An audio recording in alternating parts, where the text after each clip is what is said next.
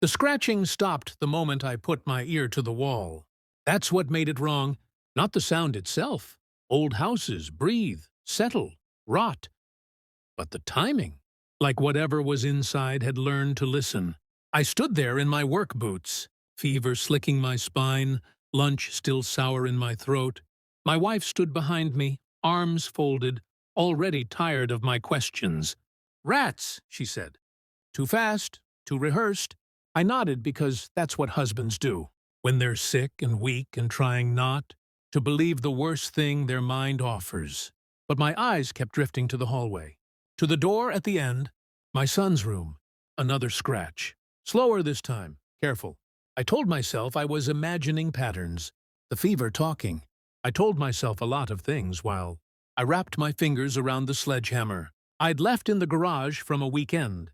Project that never got finished. The first swing cracked drywall like a gunshot. Dust bloomed. My wife screamed my name. The second swing opened the wall. The third revealed the dark between the studs. That's when I saw his eyes. Not fear at first. Confusion, like he didn't understand why the light hurt. My mother-in-law stepped into the doorway behind us, smiling. That's the detail that never leaves. The smile. "You're not supposed to see this," she said. My son blinked, looked at me like I was a stranger, like I'd finally found him after a long game of hide-and-seek that had gone too far. "Daddy," he whispered, voice thin, "I'm not alone in here. Look down." I didn't, not yet, because some instincts are slower than others.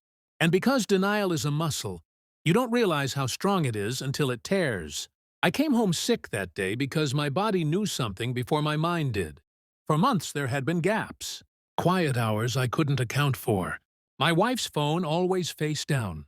My mother-in-law moving into our house under the excuse of help. Helping with what, exactly, was never clear. I thought the betrayal was simple. Adult. Manageable. I was wrong. That night, after the police lights washed the house blue and red, after my son was carried out wrapped in a blanket that smelled like antiseptic, my wife wouldn't meet my eyes. She kept saying my name like it was a spell she could use to undo time. I replayed everything. Every moment I chose trust over curiosity. Every time I let her mother undermine me with smiles and silence. This wasn't chaos. It was planning. And as the house emptied, as my wife was led away sobbing, her mother finally dropped the smile and looked at me with something like respect. "You never see what you don't want to," she said. I started wanting to see everything. They thought the worst part was over. That's what people always think once the lights arrive. They were wrong. The house went quiet after that night. Too quiet. The kind of silence that isn't peace. It's evidence waiting to be organized. My son slept in a hospital, bed under supervision. Safe. Watched. Every breath accounted for. That was the only thing that mattered.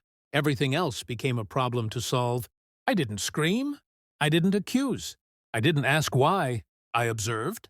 My wife sat across from me at the kitchen table 2 days later, hands wrapped around a mug she never drank from. Red eyes, practiced remorse. She kept saying she didn't know how it went so far, that it was her mother's idea, that she'd been manipulated. Interesting word, manipulated. I nodded, let her speak.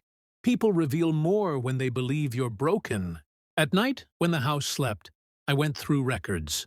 Not with anger, with precision. Bank transfers routed through accounts I didn't recognize. Payments labeled storage. Renovation.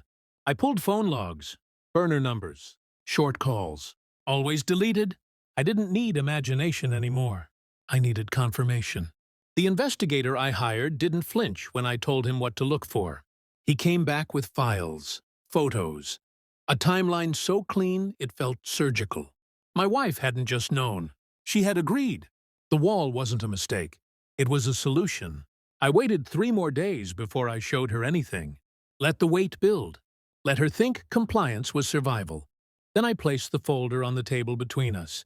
Didn't open it. Didn't explain it. Just slid it forward. Her hands shook when she flipped the first page. Then the second. Then the third. Each breath shallower than the last. She looked up at me like I'd finally raised my voice. "I was scared," she said. "You don't understand." I understand, I said quietly. My voice didn't waver. That frightened her more than shouting ever could. You didn't think I'd look. Her mother tried once more. Tried to reframe it. Control the narrative. She always did. I turned to her and smiled. That ended it. Because power isn't loud. It's knowing when to stop speaking. The court didn't need my emotions. Just facts, timelines, intent, consent. Every signature she thought was invisible showed up under fluorescent lights. Her mother stopped smirking the day the judge read the charges. My wife cried when they led her away. I didn't reach for her. I watched. My son asked me later if we were safe now. I told him the truth. Yes, because I see everything. Some betrayals don't break you. They clarify you. And when I walked out of that house for the last time, I didn't look back. Not because it hurt too much, but because nothing there had power over me anymore.